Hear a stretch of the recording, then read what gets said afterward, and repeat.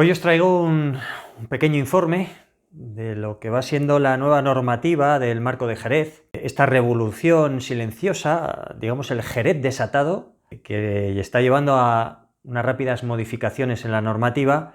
Al final del vídeo os dejaré también ejemplos de vinos y bodegas que están influyendo en estas nuevas normativas y en esta evolución del ámbito del Marco de Jerez, para que tengáis unas claras referencias de por dónde van los tiros y los vinos que están ahora de moda en ese sentido.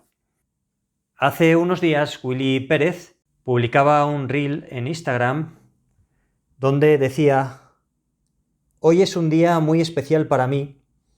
Tras casi 12 años trabajando, por fin ha cambiado la ley europea que obligaba a fortificar nuestros vinos.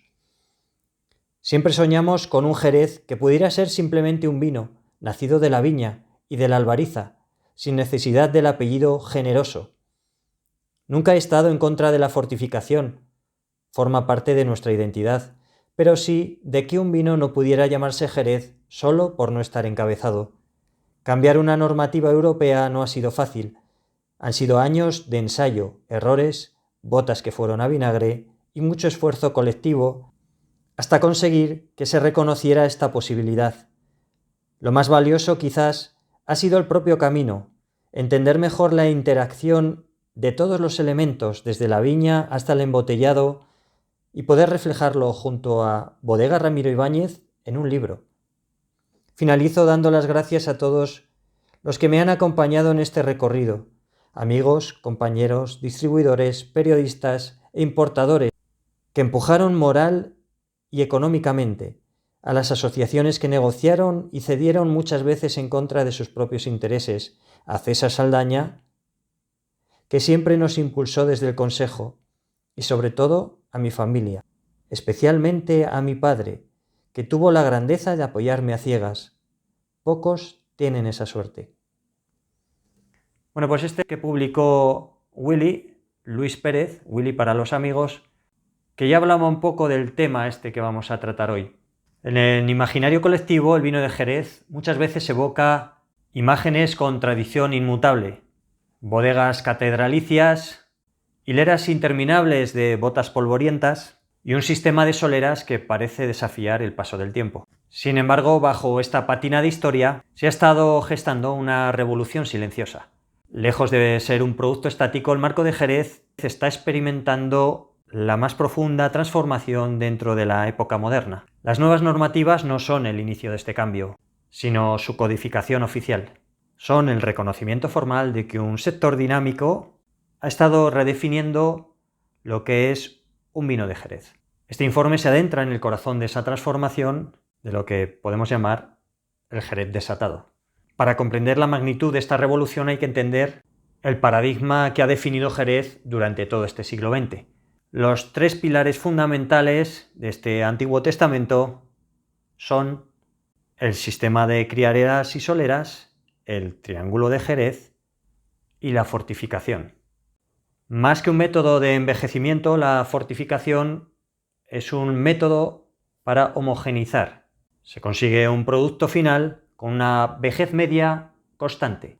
La adición del alcohol no era solo una técnica de conservación del vino, sino el acto que definía el destino de un vino. Se fortificaba hasta aproximadamente un 15% del volumen de alcohol para permitir que se desarrollara el velo de flor, o se fortificaba por encima de 17% de alcohol, exponiendo al vino a una lenta oxidación. Creamos así un oloroso. Además, el Antiguo Testamento establece una estricta jerarquía geográfica. El envejecimiento estaba solo restringido a lo que llamábamos el Triángulo de Jerez, Jerez de la Frontera, el Puerto de Santa María y Sanlúcar de Barrameda. En cuanto a este exceso de técnica del fortificado, podría cargarse lo que es el corazón del vino, cargándose texturas e incluso matando ciertos aspectos que vienen del terruño. La transformación de Jerez no ha venido de un comité, sino de la propia albariza. Fue impulsada por un grupo de productores que empezaron a hacer preguntas incómodas. Por ejemplo, Willy Pérez.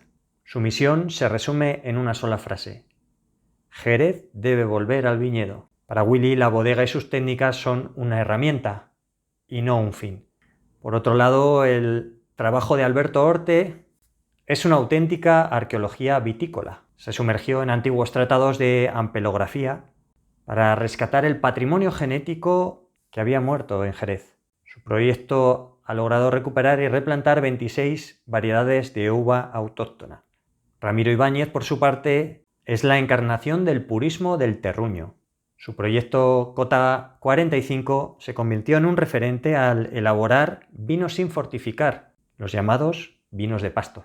Se liberó de los corsés para embotellar la esencia del terruño, como la de los pagos Miraflores y Maína. Sus vinos son ejercicios de salinidad y mineralidad.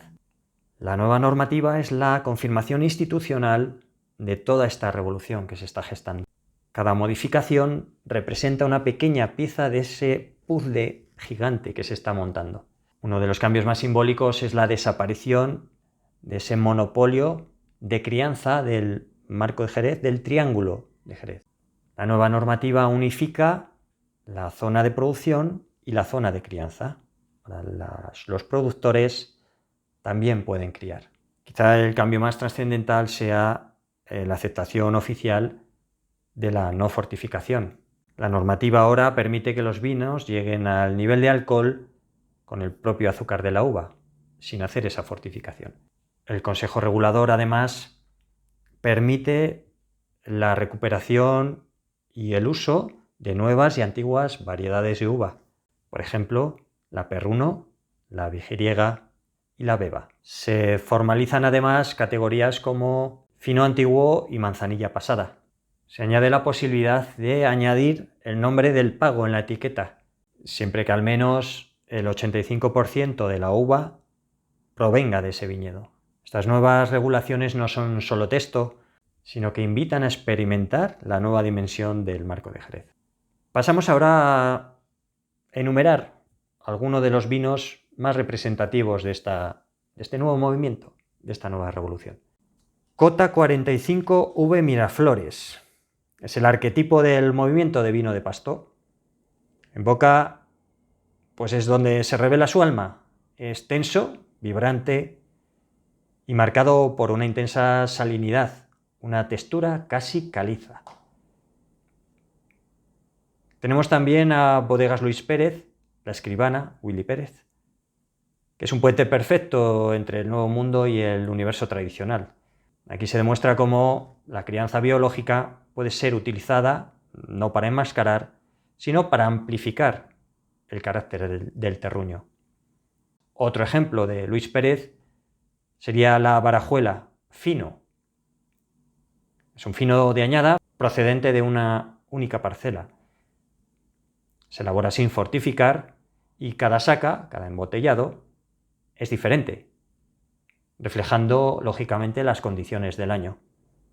Alberto Orte, con su Atlántida, con la uva Vigiriega, pues aquí representa el futuro y el potencial ilimitado al elaborar con la uva Vigiriega, que es una de las 26 variedades de uva que ha rescatado del olvido.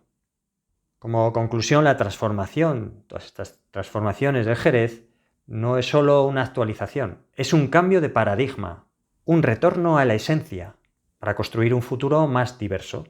El objetivo estratégico, lógicamente, ya no es vender por vender volumen de ventas, sino generación de valor a través del prestigio, el posicionamiento y el precio. Jerez está trazando un camino muy innovador, sus contornos ya son visibles, será más complejo, más diverso, más ligado a la tierra y sin duda profundamente salino. La revolución no ha hecho más que empezar. Y yo aquí me quedo con esta Hacienda La Quintería, un ejemplo de vino de pasto. No está dentro de la denominación de origen, Jerez. En este caso es vino de la tierra de Cádiz. Es de Pago la Balbaína, uno de los pagos más importantes del Marco de Jerez. Tiene 8 meses de crianza sobre Elías en bota jerezana. No está fortificado, tiene 14,5% de volumen de alcohol y supongo que será un reflejo de todo esto que hemos estado contando. Haré la cata y os contaré para que todos sepáis qué tal están este tipo de vinos. Hasta la próxima.